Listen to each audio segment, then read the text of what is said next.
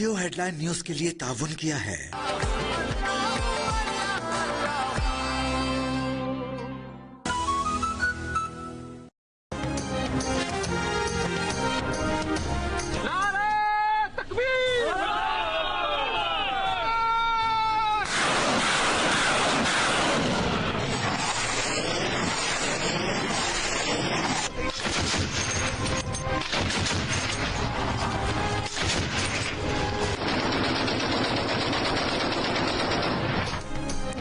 पाकिस्तान ने ऑपरेशन गजब-लिल हक आर्जी तौर पर रोक दिया।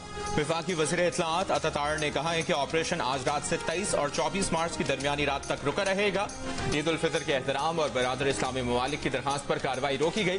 सऊदी अरब, तुर्की और कतर ने कार्रवाइयां रोकने की दरखास्त की थी। वज़ीर इत्तलाआत ने कहा इस दौरान सरहद पार हमला, दहशतगर्दी या ड्रोन हमला हुआ तो ऑपरेशन नई शिद्दत से दोबारा शुरू होगा। अता तार ने बताया कि ऑपरेशन गजब-लिल हक में अब तक 707 अफगान तालिबान मारे गए, 900 से ज्यादा जख्मी हुए। अफगानिस्तान में 81 दहशतगर्द और मुआविन इंफ्रास्ट्रक्चर को निशाना बनाया। पाकिस्तान ने अफगान तालिबान रजीम के 237 टैंक, 72 बंद गाड़ियां और तोपें तबाह की। अफगान तालिबान रजीम की 255 चौकियों को तबाह किया, 44 पर कब्जा कर लिया। 16 मार्च की रात पाक फोर्सेज ने काबुल और नंगरहार में अफगान फौजी तंसीबात को निशाना बनाया।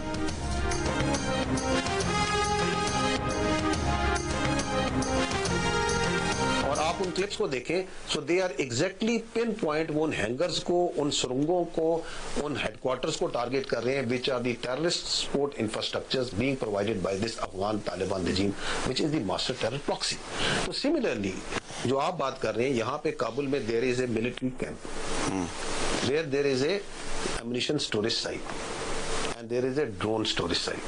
Drone storage site. तो there was a equipment, जो टेक्निकल इक्विपमेंट, वहाँ पे ये ड्रोन्स की, एम्युनिशन की स्टोरेज साइट्स, हमने इनको टारगेट किया। वो क्लिप अभी भी अवेलेबल है, आप दिखा सकते हैं, अपने सामीन को दिखा सकते हैं, the world can see it at. DGISPR lieutenant general Ahmed Sharif Chaudhry ने कहा है कि काबुल में हदफ अफगान तालिबान के गोला बारूद और हथियारों के अलावा ड्रोन तैयारों का डिपो था। ये गोला बारूद फटने से जो धमाके हुए उन्हें पूरे शहर ने देखा। जियो न्यूज के प्रोग्राम कैपिटल टॉक के मेजबान हामिद मीर से गुफ्तगू में उन्होंने कहा कि हमले में सिविलियंस की हलाकतों का प्रोपेगेंडा झूठ है। तालिबान के अक्सर जंगजू वर्दी नहीं, सिविलियन लिबास पहनते हैं और तालिबान मुनशियात के आदि अफराद को खुदकुश हमलों के लिए भी इस्तेमाल करते हैं। DGISPR ने कहा कि पाकिस्तान के खिलाफ इस्तेमाल होने वाले ड्रोन अफगान तालिबान को भारत फराहम कर रहा है। पाकिस्तान की अफगान अवाम से कोई लड़ाई नहीं, उन्हें तो खुद दहशतगर्दों ने यह कमाल बना रखा है।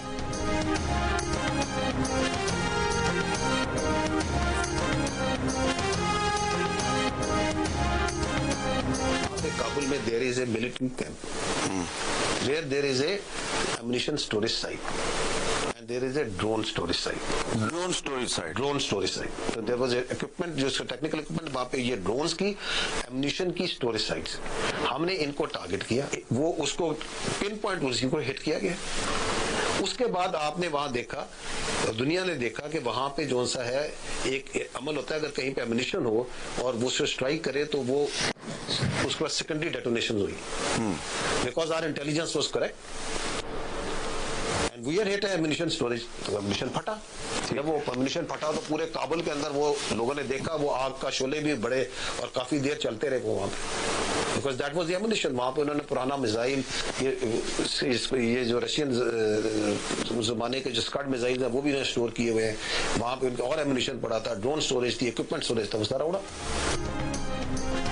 DGISPR lieutenant general Ahmed Sharif Chaudhry ने कहा है कि पाकिस्तान आर्मी ने काबुल में अफगान रजीम के असलहे के जखीरे और ड्रोन स्टोरेज को निशाना बनाया जो पाकिस्तान के खिलाफ दहशतगर्दी में इस्तेमाल हो रहा था। ये कार्रवाई भी अफगान तालिबान के उन 53 हमलों के जवाब में की गई जो उन्होंने पाकिस्तान में हमारी चेक पोस्टों पर किए। जियो न्यूज के प्रोग्राम कैपिटल टॉक में बात करते हुए DGISPR lieutenant general Ahmed Sharif Chaudhry ने कहा, शुरू उन्होंने किया है, पाकिस्तान ने जवाब दिया है। हम दहशतगर्दों के ठिकानों पर हमले करते हैं तो ये अपनी मलेशिया लेकर वहां पहुंच जाते हैं। हमने इनकी 81 लोकेशंस पर स्ट्राइक किए हैं और ये सारे हमले दहशतगर्दों को सपोर्ट करने वाले इंफ्रास्ट्रक्चर पर किए गए हैं। ये वो तमाम इंफ्रास्ट्रक्चर हैं जहां से पाकिस्तान के खिलाफ दहशतगर्दों को सपोर्ट मिल रही थी।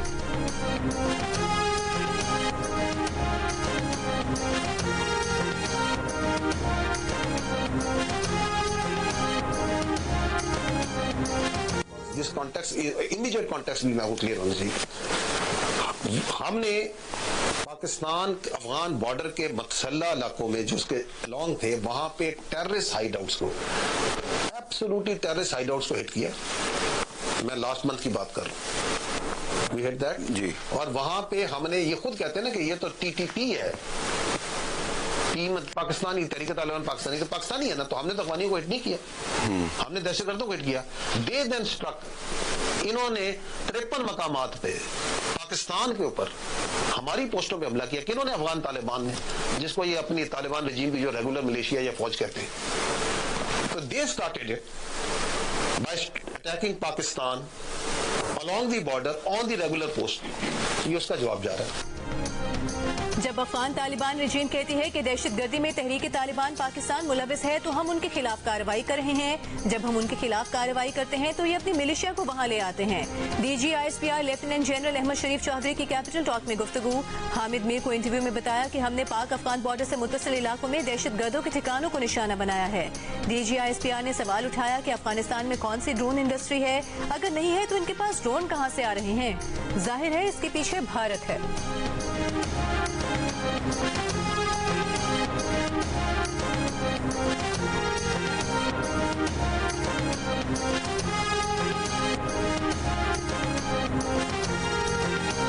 आप ये लीडरशिप जो आपने बिठाई हुई है, सबको पता है किधर है, किधर बैठाए हुए हैं, ये किधर है इस वक्त, ये जो मैंने नाम लिए हैं पहले भी, इनका क्यों बैठाए हुए हैं आपने वहां पे इनको बैठाते हैं। आपको पता है ये जो लीडरशिप है टेररिज्म की, they are hiding them in government buildings.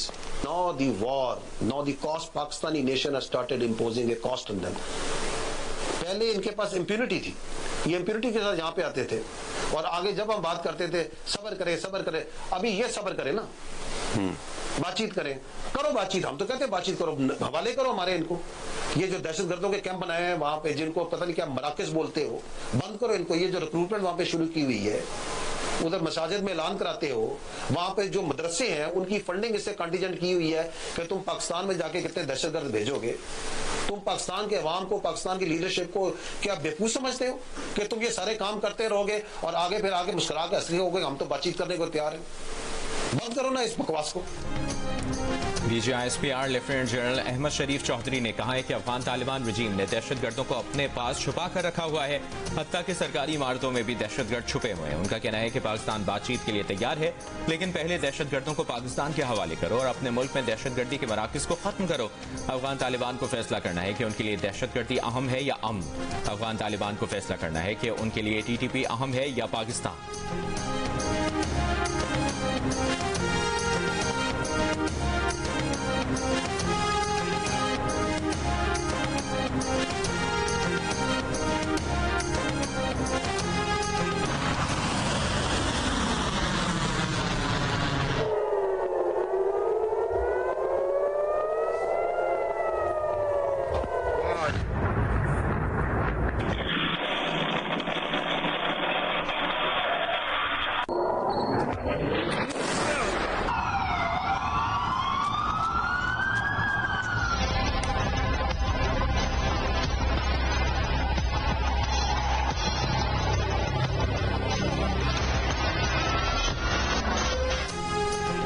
Irani security chief Ali Larijani की शहादत के बाद इसराइल पर जवाबी कार्रवाई। ईरान ने तल अवीव पर मिसाइलों की भरमार कर दी।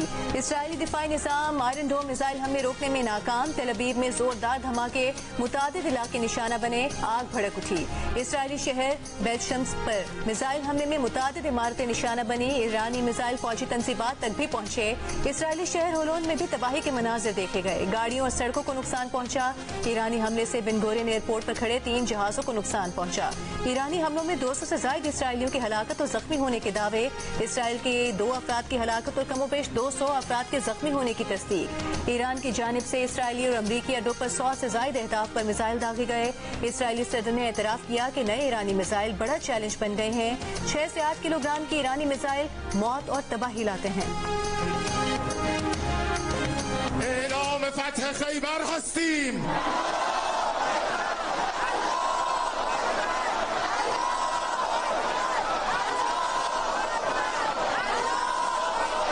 سلام و صلوات خدا بر همه رزمندگان. इसराइली हमले में शहीद होने वाले ईरान के सिक्योरिटी सरबरा अली लारिजानी, बसीज फोर्स के सरबरा गुलाम रजा सुलेमानी और ईरानी बहरिया के शोहदा की नमाज जनाजा अदा कर दी गई। तेहरान के इनकलाब स्क्वायर पर नमाज जनाजा में हजारों अफराद की शिरकत। शोहदा को खराज अकीदत तेहरान की फजा नारे तकबीर से गूंज उठी। अली लारिजानी को गुज़श्ता रोज मशरकी तेहरान में निशाना बनाया गया था। अली लारिजानी इनकलाब ईरान के बाद उभरने वाली अहम सियासी शख्सियात में शामिल थे। सिक्योरिटी पॉलिसी के मेमार और खामनाई के करीबी मुशीर थे। ईरान के सदर मसूद पज़ेश्कियान का कहना है कि अली लारिजानी की शहादत का सख्त इंतकाम लिया जाएगा। कमांडर खातिमुल अंबिया हेडक्वार्टर जनरल अली ने कहा है कि अमरीकी सदर डोनाल्ड ट्रंप सरप्राइज का इंतजार करें। ईरान का रद्द-ए-अमल गैर मामूली होगा। ईरानी फौज के सरबरा अमीर हातमी ने भी कहा कि अली लारिजानी और दीगर शोहदा की मौत का बदला हर कीमत पर लिया जाएगा। सदर आसिफ अली जरदारी का सीनियर ईरानी रहनुमा डॉक्टर अली लारिजानी की मौत पर दुख का इजहार। ईरानी हुकूमत और आवाम से ताज़ियत की।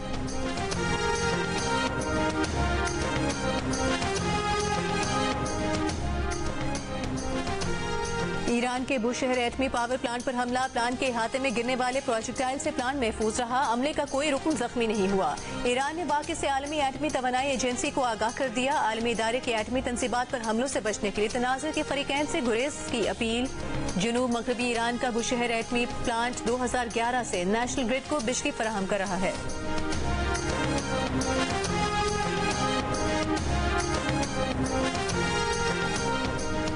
मशरिक़ वस्ता में अमरीकी और इसराइली अहदाफ पर ईरान के हमले आज भी जारी। दुबई में जोरदार धमाके सुने गए।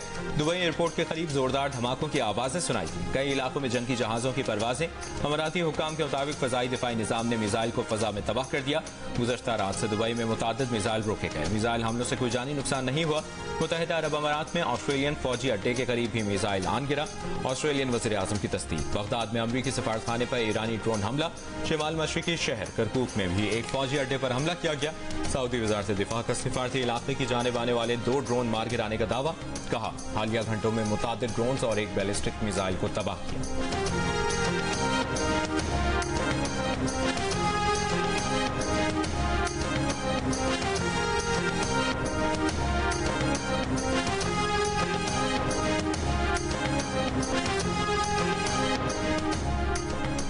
अमरीका और इसराइल के ईरान पर हमले जारी। इसराइल का फजाई हमलों में ईरान के इंटेलिजेंस चीफ इस्माइल खतीब, ईरानी कमांड सेंटर्स, मिसाइल साइट्स और फजाई दिफाई निजाम को भी निशाना बनाने का दावा। अमरीकी सेंटकॉम का अबनाए हुर्मुज के करीब ईरानी मिसाइल साइट्स को निशाना बनाने का भी दावा। कहा हमले का मकसद ईरानी एंटीशिप मिसाइल सिस्टम खत्म करना था। ईरानी मीडिया का कहना है कि अमरीकी और इसराइली हमलों में ईरान के साहिली जनूबी पास फील्ड में गैस तनसीबात को निशाना बनाया गया। इसराइली हमले के बाद गैस की पैदावार मुअत्तल। ईरान का साउथ पास गैस फील्ड और रिफाइनरी पर हमले का फिलफौर जवाब देने का ऐलान। कहा हमला जिस मुल्क से हुआ उसकी तवानाई तनसीबात निशाने पर लेंगे।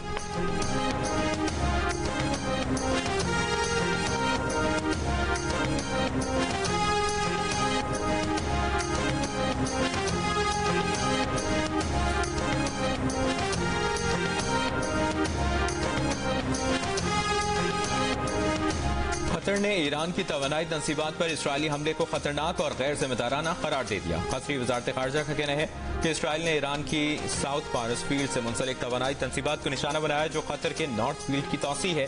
अपने बयान में कतरी वज़ीर खारजा का कहना था कि तवानाई के बुनियादी ढांचे को निशाना बनाना आलमी तवानाई के तहफ़्फ़ुज़ के लिए खतरा है। ऐसे हमलों से दुनिया की तवानाई सिक्योरिटी और खत्ते का माहौल मुतासर होगा। जंग के फरीक़ैन तहम्मुल का मुज़ाहरा करें। बैन अक़वामी क़वानीन की पासदारी और कशीदगी में कमी की अपील।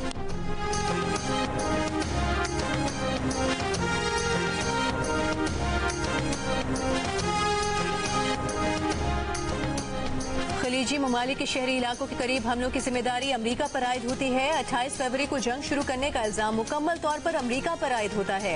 ईरानी वज़ीर खारिजा अब्बास अराग़ची का अरब टीवी को इंटरव्यू। कहा कि अमरीकी अफवाज ने फौजी अड्डों से निकलकर शहरी इलाकों और होटल्स पर मुंतकिल होना शुरू कर दिया है, जिसके बायस ऐसे मकामात भी निशाने पर आए जो आबादी के करीब हैं। जहाँ जहाँ अमरीकी अफवाज या उनकी तनसीबात मौजूद थी उन्हें निशाना बनाया गया।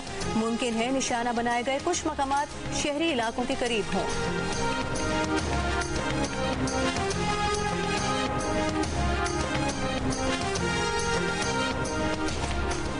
मशरिक़ वस्ता की कशीदा सूरत हाल पर सऊदी अरब में अरब और इस्लामी ममालिक के वज़राए ख़ारिजा का इजलास आज होगा।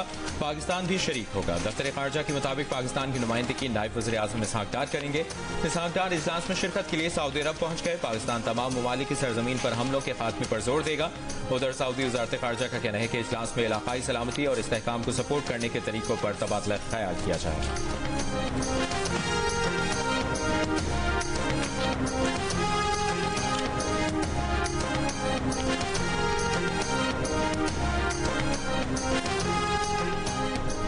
मुत्तहदा अरब अमीरात अमरीकी क़यादत में आबनाए हुर्मुज़ की सिक्योरिटी के लिए तैयार। अमीराती सदर के मामले खुसूसी अनवर प्रकाश ने कहा कि आलमी तवानाई तरसील की हिफाजत सबकी मुश्तरका जिम्मेदारी है।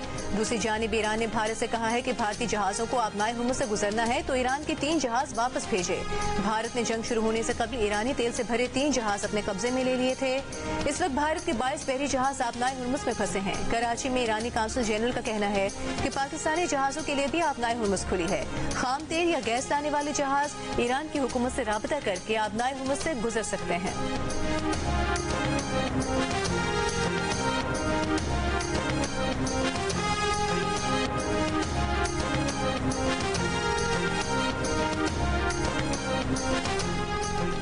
ईरानी गैस फील्ड और रिफाइनरी पर हमले के बाद खाम तेल की कीमत में इजाफे का रुझान। खाम तेल कीमतों में 5% तक इजाफा हो गया। ब्रेंट खाम तेल $108.40 में फरोख्त होने लगा। अमरीका में तेल की कीमत $98.5 है। दुनिया भर के तेल और अमरीकी तेल की कीमत में फर्क $10 तक पहुंच गया। ईरान के खिलाफ जंग इसराइल के आला हुकाम और अमरीकी मीडिया की एक ताकतवर लॉबी के दबाव पर शुरू की गई। अमरीकी नेशनल काउंटर टेररिज्म सेंटर के डायरेक्टर जो केंट ने इस्तीफा दे दिया। कहा ईरान अमरीका के लिए फौरी खतरा नहीं था। इसराइलियों ने इराक जंग वाली हिकमत अमली इस्तेमाल की। इराक जंग में हजारों अमरीकियों की जानें जाया हुई।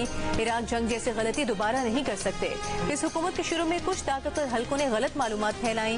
गलत मालूमात ने आपके अमरीका फर्स्ट प्लेटफॉर्म को नुकसान पहुंचाया। इससे पहले इसराइल की मुसल्लत करदा जंग में अपनी बीवी को खो चुके हैं। किसी सूरत इस जंग की हिमायत नहीं कर सकते। पहले दौरे हुकूमत में ट्रंप ने बेहतरीन फौजी हिकमत अमली इख्तियार की। कासिम सुलेमानी को मारना और दाइश को शिकस्त इसी हिकमत अमली की मिसालें हैं। अमरीकी सदर का कहना है कि अच्छा हुआ जो केंट चले गए। वो हमेशा समझते थे कि सिक्योरिटी मामलात पर जो केंट कमजोर है।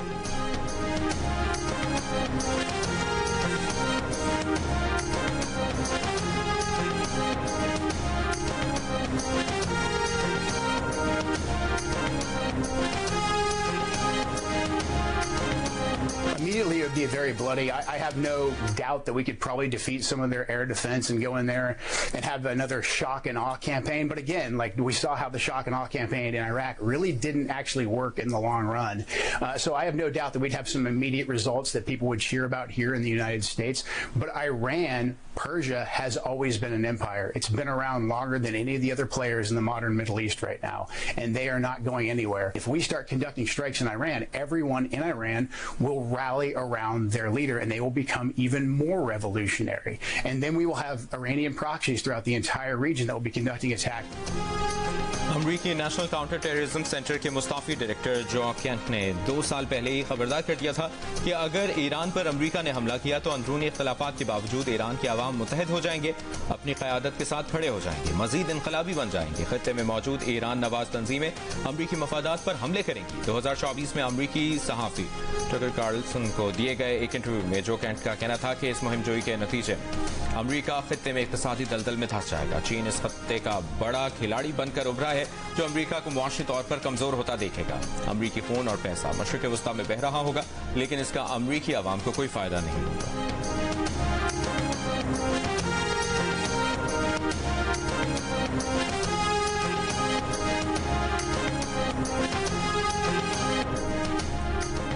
वज़ीर आज़म शहबाज शरीफ का कुवैती वली अहद से टेलीफोनिक राबता। वज़ीर आज़म की कुवैत पर हमलों की शदीद मजम्मत, कीमती जानों के ज़िया पर अफसोस का इजहार किया। इख्तिलाफात को मुज़ाकरात और सिफारतकारी के जरिए हल करने की जरूरत पर जोर दिया। वज़ीर आज़म ने ओमान के सुल्तान से टेलीफोनिक राबते में अमन, इस्तेहकाम और तामीरी बातचीत को बरकरार रखने की अहमियत पर जोर दिया। गुज़िश्ता साल जुलाई में मेरा रब्ता तहरीक तालिबान के कमांडर इब्राहिम उर्फ काजी मामा से हुआ। कमांडर इब्राहिम तंजीम के बारे में बातों से मुतासिर होकर मैं खुदकुश हमले के लिए तैयार हो गई। इन्होंने मुझे हिदायत दिया कि मैं मजीद लड़कियों को फिदाई के लिए तैयार करूं। कमांडर दिलजान ने मुझसे मुलाकात करके मुझे अपने साथ कैंप लेकर जाना था और खुदकुश मिशन के लिए टारगेट का बताना था, लेकिन खुददार पहुंचने पर मुझे गिरफ्तार कर लिया गया। सिक्योरिटी फोर्सेस ने बलूचिस्तान में खातून को खुदकुश हमले के लिए इस्तेमाल करने का मंसूबा नाकाम बना दिया। वज़ीर आला बलूचिस्तान सरफराज बुगटी के साथ प्रेस कॉन्फ्रेंस में खातून लाइबा ने बताया कि उसे खुदकुश मिशन के लिए तैयार किया जा रहा था कि उसे खुजदार से गिरफ्तार कर लिया गया। कमांडर इब्राहिम ने खुदकुश हमलावर बनने के लिए उसकी जहनसाजी की। वो तमाम खवातीन से कहती है कि किसी गलत सरगर्मी का हिस्सा न बने। वज़ीर आला बलूचिस्तान सरफराज बुगटी ने कहा कि सिक्योरिटी फोर्सेस की कामयाब कार्रवाई ने बड़ी तबाही से बचा लिया। दहशतगर्द बलोच खवातीन का इस्तेहसाल कर रहे हैं। बशीर ज़ेब एंड कंपनी और BLA ने खवातीन का एहतराम खत्म किया। बलोचों को लाहासिल जंग की तरफ धकेल दिया गया।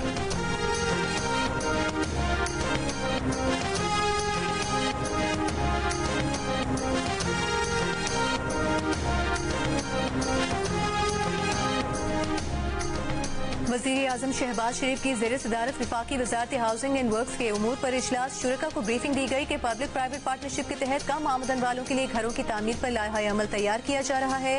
वज़ीर आज़म ने कहा कि सस्ते घरों के मंसूबे और निजी शोबे की हौसला अफजाई उनकी तरजीहात में शामिल हैं।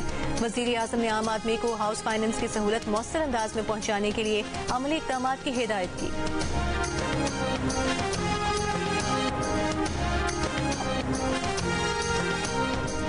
एशियाई तरक्याती बैंक ने पाकिस्तान के लिए नई कंट्री पार्टनरशिप स्ट्रेटजी लॉन्च कर दी। निजी शोबे की क़यादत में पायदार तरक्की पर जोर। ADB के मुताबिक नई हिकमत अमली में मादनियात और रेलवे समेत मुख्तलिफ शोबों में मौक़े की निशानदेही की गई है और इसमें निजी शोबे की तरक्की को मरकजी हैसियत हासिल है। कंट्री डायरेक्टर ADB के मुताबिक नई हिकमत अमली पाकिस्तान में मुआशी तरक्की को तेज़ और रोजगार के मौक़े पैदा करेगी।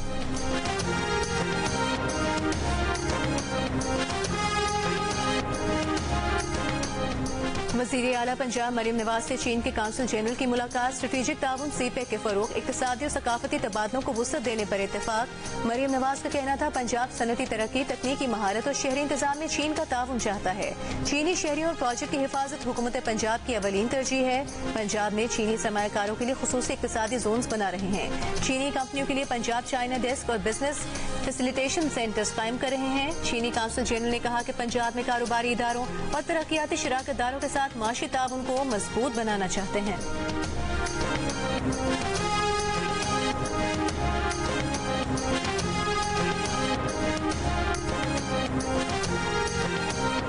वज़ीर आला सिंध मुराद अली शाह का दरियाए सिंध पर नया सखर रोहड़ी पुल बनाने का ऐलान।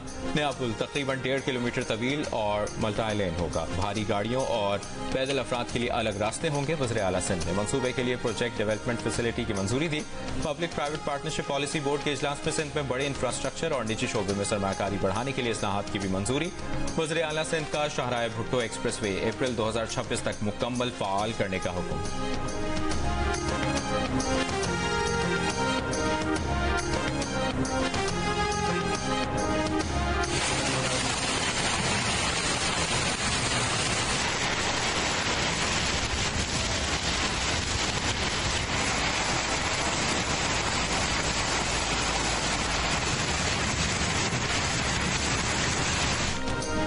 मुल्क के मुख्तलिफ हिस्सों में कहीं हल्की कहीं तेज बारिश। सिंध, पंजाब, खैबर पख्तूनख्वा, बलूचिस्तान और आज़ाद कश्मीर के मुख्तलिफ अज़ला में बारिश से मौसम खुशगवार हो गया। पंजाब में लाहौर, फैसलाबाद, सरगोधा, मुल्तान, रहीम यार खान और झेलम समेत कई शहरों में बारिश हुई।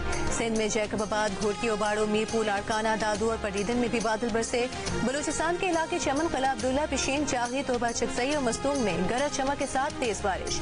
खैबर पख्तूनख्वा में बन्नू, सवाबीन और शहरा, टांग, करक और जनूबी वजीरिस्तान के इलाकों में वक्फे वक्फे से बारिश जारी।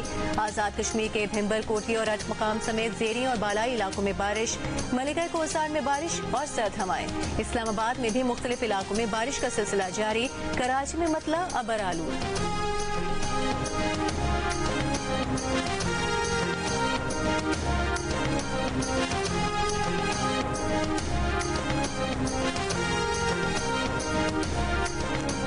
पाकिस्तान पाकिस्तान का फजाई माहौल किसी भी किस्म के खतरे से बाहर है। ईरानी डेटा के मुताबिक बालाई फजा में खतरनाक आलूदा ज़र्रात या जहरीली गैसों के आसार नहीं मिले। पाकिस्तान का बॉर्डर ईरान के जनूबी हिस्से से मिलता है। बमबारी ईरान के शिमाल मगरबी हिस्से में हो रही है। अगर ताबकारी हुई तो असरात तुर्कमेनिस्तान की तरफ जाएंगे। तर्जुमान महकमा मौसमियात ने वाज़ेह कर दिया, बताया अब तक मॉनिटरिंग में किसी भी किस्म की ताबकारी के सबूत नहीं मिले। सैटेलाइट तस्वीर पाकिस्तान की फजाई हुदूद को बिल्कुल साफ जाहिर करेंगे। अवाम अफवाहों पर कान न धरें।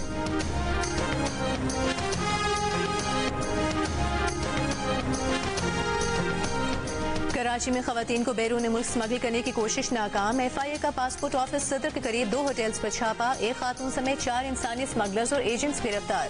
3 मुकदमा दर्ज कर लिए गए। होटल में मुख्तलिफ अज़लात से ताल्लुक रखने वाली 33 खवातीन को भी हिरासत में लिया गया। मुलजिमान से 29 पासपोर्ट और दीगर अहम दस्तावेजात बरामद कर ली गई। मुलजिमान खवातीन को विजिट वीजा के बहाने मुत्तहिदा अरब अमीरात भिजवा रहे थे। कमिश्नर कराची का ईद पर भिखारियों के खिलाफ कार्रवाई का फैसला। बाजारों में रश, ट्रैफिक और पार्किंग के मसाइल के हल के लिए हिदायत जारी कर दी।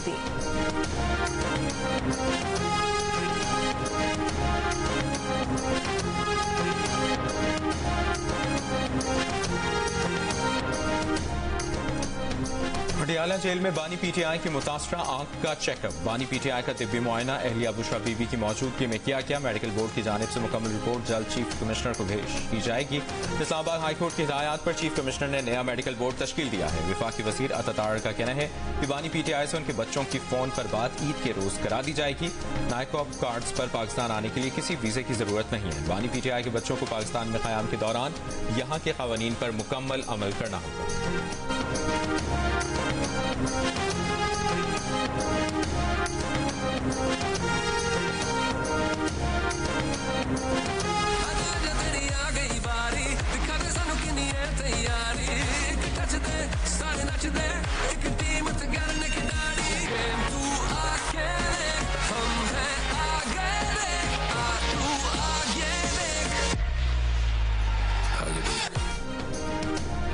पाकिस्तान क्रिकेट बोर्ड ने PSL 11 के एंथम के लिए गुलकार का ऐलान कर दिया। एक बार फिर पाकिस्तान के नामवर गुलकार आतिफ असलम अपनी आवाज का जादू जगाएंगे। साबरी सिस्टर्स भी PSL एंथम में आतिफ असलम का साथ देंगी। PSL 11 के एंथम का थीम बीट पर खेलेंगे रखा गया है। दूसरी जानिब PSL ट्रॉफी का सफर भी जारी है। मुख्तलिफ शहरों के टूर के बाद PSL ट्रॉफी पेशावर पहुंच गई।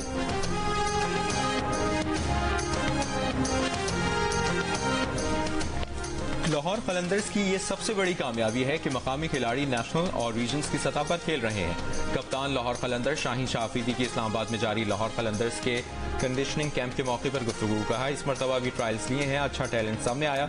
उम्मीद है कि इस मरतबा भी 1-2 अच्छे खिलाड़ी PSL में मिलेंगे। दूसरी जानिब PSL 11 की ट्रॉफी का नॉर्दर्न एरियाज का टूर जारी। ट्रॉफी के गिलगित बल्तिस्तान के कैरिस ब्रिज पर नुमाइश।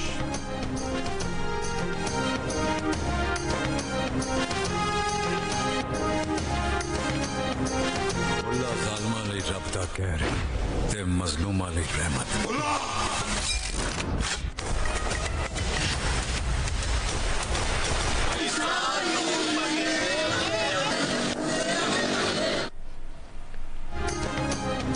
लाहौर की सड़कों पर बुल्ला की धूम। एक्शन, ड्रामा और सनसनी से भरपूर फिल्म बुल्ला ईद उल फितर पर रिलीज के लिए तैयार। फिल्म में लेजेंडरी अदाकार शान का जबरदस्त एक्शन देखने को मिलेगा। रिलीज से पहले कास्ट का लाहौर में बस टूर, हर तरफ बुल्ला के चर्चे। बुल्ला इस ईद पर मद्दाहों को लुत्फानंदोज करने को तैयार।